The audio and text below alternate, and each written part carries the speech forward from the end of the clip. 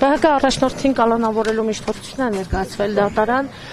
Ձեր կարծիք է ընդհանուր պրոցեսների ընդդիմության լիդերների նկատմամբ քրեական հետապնդումների եւ կարծես թե Փաշինյանի խոսքերը կատարվում են, պարոն Կարապետյան։ Ապօրինությունները շարունակվում են։ Արդյոք դատարանի որոշումը այսպես հեղինակությունը, այս այն ամենը ինչ կատարվում է Տարուպյանի հետ օրինակ այս օրերին։ Մեր երկրում վերջին տարիներին բացարձակ ներդրումներ չեն եղել, դրա համար դրա վտանգը իրենք չեն տեսնում։ Ես շատ մեծ վտանգ եմ տեսնում։ Իրենց բոլոր քայլերը կանգնեցնում են թե ներքին ներդրողներին, թե արտաքին ներդրողներին, այդ Ծառուկյանը գլխավոր ներդրողներից մեկն էր։ Այն մարդու չուճելներն էլ գողացան, հիմա ինչ կան։ Առուսներին է քնացրին։ Առուսներին էլ քնացրին տեղափոխեցին։ Առուսներին ոչինչ, հետները կտանեն ազգային ժողով, զարթնացնեն կտանեն ազգային ժողով, չուճելները չհասկացախի։ Սահմանադրական դատարանի որոշումը ինչպես կգնահատեք, հնարավոր է, որ փողոցային պայքար սկսվի։ Ասել եմ, փողոցային պայքար անպայման լինելու է մեկ անգամ։ Եվ վերջնական։ Պարոն Կարապետյան, վերջին դատականներին կրկին այդ հայրից հայտարարեցիք, որ եթե Սահմանադրական դատարանում պարոն Վարդևանյանը, այսպես ասած, ձեր խոսքերն են մեջբերում, գաստա դուք վարչապետ կդառնաք, ինչ կխանգարես պարոն Վարդևանյանին։ Վարդևանյանը իմ սպասելիքներից էլ շատ գազ տվեց, բայց այնտեղ զապարոժեց էր կանգնած։ Ոչ մի գազ չվերցրեց։ Դուք հունիսի 18-ին ձեր որ ընդդիմությունը միասնական մարմին ձևավորելու մտադրություն ունի, երբ այդ մարմնի գործունեությունը կմեկնարկվի։ Բայց դուք տեսաք արդեն հիմնական ուժերով մենք հայտարարությունը արեցինք։ Դրանից հետո հեսա կլինեն այլ ուժերի արձագանքներ, արդեն ունենք արձագանքներ, երբ կհամարենք արդեն հարմար, դա կձևավորվի։ Հանդիպում ունեցել եք ձեր այն անդամների հետ, ովքեր ազգային ժողովում պետք է աշխատեն եւ ինչ Այո, հանդիպում ունեցել եմ։ Հունիսի 18-ին ձեր վերջին հարցազրույցի ժամանակ ասել եք, հայտարարել եք այս համախմբված ընդդիմության մասին ու կոնկրետ, որ պետք է համակարգող խորհուրդ ստեղծեք, ուղիղ եթերներով ժողովրդի հետ այսպես կապի մեջ դուրս գաք եւ այլն, բայց այս քայլերից կարծես թե դեռ ոչ ոք չի իրականացվել։ Ուզում եմ հասկանալ, ինչ է նախատեսում անել, ինչու ուտվեցիք ԱԺ-ն։ Այդպես չի, մենք քայլ հիմա արեցինք 5 ամենանդիմադիր ուժերով հայտարարությունը, դրանից հետո հաջորդ քայլերը կլինեն։ Ես ձեզ ասել եմ, մենք հերթով քայլ գնալու ենք առաջ, դրա համար էլ ընտրեցինք ազգային ժողովը։ Ինչ ընտրեցիք ԱԺ-ն, կներեք, խնդրում ավելի պարզաբանել ու ինձ հետաքրքրում է նաև արդյոք մանդատներ վերցնելով դուք իշխանության լեգիտիմությունը չեք ճանաչում։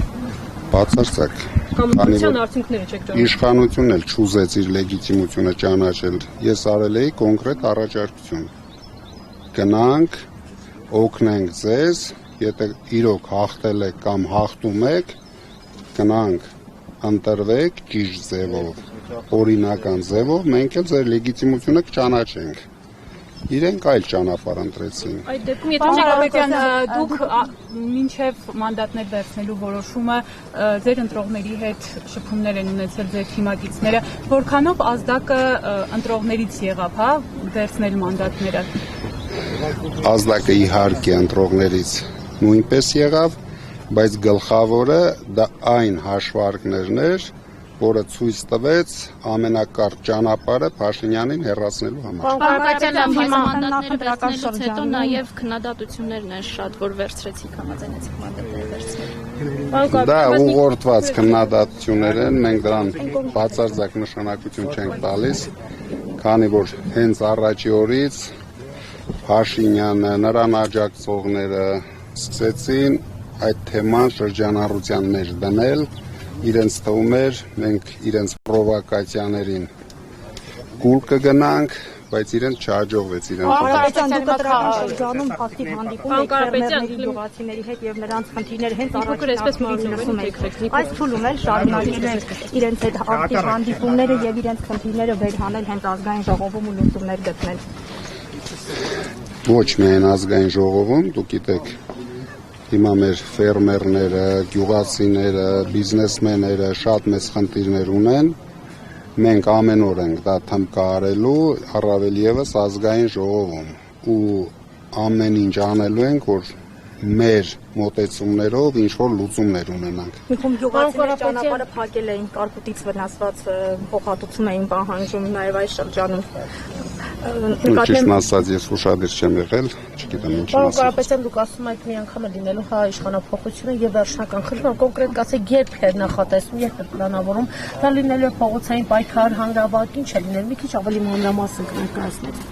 դիտողներին։ Դրա համար մի քանի տրիգերներ են պետք։ Մենք ուշադիր ենք լինելու այդ տրիգերների արկայության դեպքում կլինի թե փողոցային պայքար, թե ազգային ժողովում պայքար, ամեն ինչ միասին պետք է լինի։ Պարոն Քոչարյանը հայտարարում են, որ փողոցային, այսինքն միջև այսպես մանդատները վերցնելը, ասում եք, որ պետք է փողոց դուրս գաք եւ այլն, բայց այսպես ստացվեց, որ մանդատները վերցրիք։ Սրանից կարող ենք ենթադրել, որ մանդատները վերցնելով մենք, այսինքն դուք ի սկզբանե գիտակցում եք, որ չունենք այդքան ռեսուրս, որպեսզի հարցը ձեր վերջնանպատակին հասնեք փողոցում, այդ պատճառով դուք մանդատներ վերցրիք։ Նայեք, քանի որ մենք գնում ենք օրինական ճանապարհով իշխանափոխության, հիմա դուք կարող եք չկասկածել ձեր մտածած ձևով ամեն ինչ կարելի է անել, բայց դրանով ցնցումների կբերենք երկիրը։ Դրա համար գնում ենք օրինական ճանապարհով իշխանափոխության, կգա օրը մենք բոլորս հիացմունքով ականատես կլինենք։ Այդ ճանապարհով գնում եք, Փաշինյանը կարծես իրավական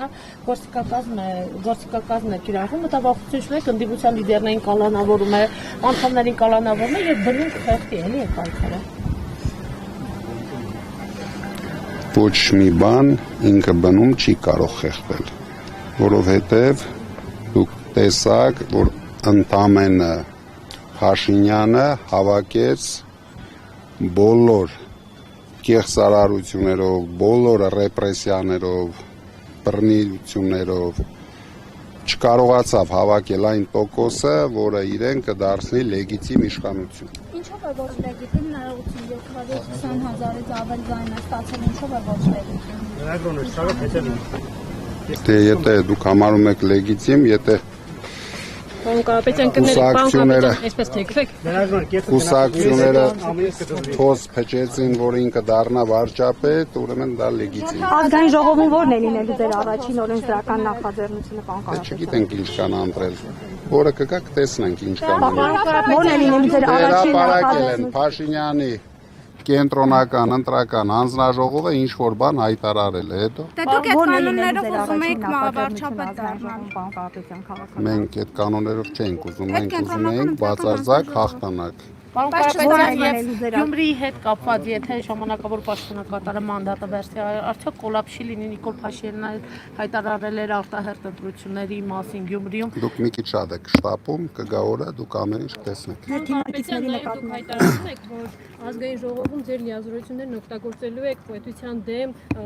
պետության շահի դեմ ուղղված ցանկացած օրինակ անօրինականությունների դեմ, բայց կարող ենք ենթադրել նաև, որ դուք նաև դեմ Այսինքն, երբ որ օրինակ ինչ որ նախագծեր, օրենքներ, ես այդպես եմ հասկացել, եթե օրենքները պետության շահերին դեմ լինեն, իսկ եթե շահերին դեմ չլինեն, այսինքն իշա Հայաստանի Հանրապետության իշա Հայաստանի Հանրապետության ցանկացած հարց մենք նորմալ նայելու ենք։ Պարոն Կարապետյան, հայտարարել եք, որ Ռուսաստանի Դաշնության մեկնելու սահմանափակումների հետ Մենք վերաբերյալ ամեն ինչ անելու ենք իշա Հայաստանը եւ հայ ժողովրդին։ Եթե անգամ դա այդ առաջարկը փոփոխությունների նախագծերի հեղինակը լինի իշխանությունը։ Ու ես կասկածում եմ, որ իշխանությունը կունենա այդպիսի առաջարկ, դրա համար տեսնենք։ Իմ հարցին կպատասխանեք, որտեղ է հասել այդ գործընթացը։ Ռուսաստանին պետք է դիմեք սահմանափակումները մեղմելու համար սկսվել են, որտեղ են հասել այդ գործընթացները։ Դա մենք բոլոր անդիմադիր ուժերով միասին ենք դիմելու, դրա համար հենց առաջի հավաքը կլինի, մենք այդ քայլին կգնանք։ Երբեք նախատեսում եք առաջին հավաքը ընդդիմության հետ։ Միասնական հանրահավաք եք ուզում անել։ Հիմա փաստորեն ոչ մեկ փողոցում չկա, ոչ մեկ ոչ մանից չի Դուք դժգոհում։ մի քիչ շատ եք այդ փողոցը սիրում։ Օրինակ, ինչի համար եք այդ կան ոգևորվում այդ փողոցով։ Դե դուք փաստորեն ընդունել եք ընտրությունների արդյունքները, որ մանդատ եք վերցնում։ Ընտրությունների արդյունքները, բայց ընտրությունների արդյունքները չընդունելը միայն փողոցով չի լինում։ Պարոն Կարապետյան, իսկ Նարեկ Կարապետյանն անձամբ վերցնելու է մանդատը։ Նարեկ Կարապետյանը անձամբ վերցնելու է մանդատը։ Պարոն Կապիտան, ձեր թիմակիցների հետ նաև հետընտրական փուլում են քրեական գործեր, հետապնդում է շարունակվում, չի մտահոգում սա եւ ինչու է նաև հետընտրական փուլում իշխանությունը։ Մենք դրա դեմ ամեն օր պայքարում ենք, արդեն դուք տեսաք իրենց այդ թեզերը, որ մենք կաշառքներ ենք տվել սահմանադրական դատարանը ամբողջությամբ հեճարեց, այսինքն հիմա հերթով դատարանները ստիպված են լինելու մեր գործընկերներին բանտերից դուրս Այդ տվել։ դեպքում Փաշինյանն ասում է եռագլուխ մաֆիան հովանավորում է դատավորներին, դատական համակարգը կոռումպացված է համարում։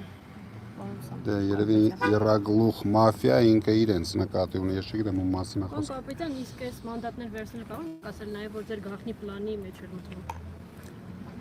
Մեր գաղտնի պլանի մեջ դա էլ էր մտնում եւ այլ քայլեր էլ էին մտնում, 5 քայլ մենք հրապարակեցինք։ Հաջորդ քայլերը Իսկ համակերպել եք, որ ընդդիմության առաջնորդ դարձակ վարչապետի փոխարեն, այդպես էիք ուզում։ Հիմա փաստորեն ընդդիմության առաջնորդ եք։ Ես այդպես չէի ուզում, դուք եք այդպես ուզում։ Իմ ուզելով դարձակ։ Ինձ մոտ դուք էլ եք շատ ուզում դա։ Պարոն Կապիտան, իսկ ազգային ժողովուրդն է լինելու ձեր առաջին քաղաքական կամ օրենսդրական նախաձեռնությունը, որով թիմը հանդես կգա։ Դե թիմը կուսումնասիրի, որը կհամարի նպատակարար, դրանով էլ հանդես կգա։ Հավանիչ տեսանյութը եւ բաժանորդագրվիչ նորությունները բաց չթողնելու համար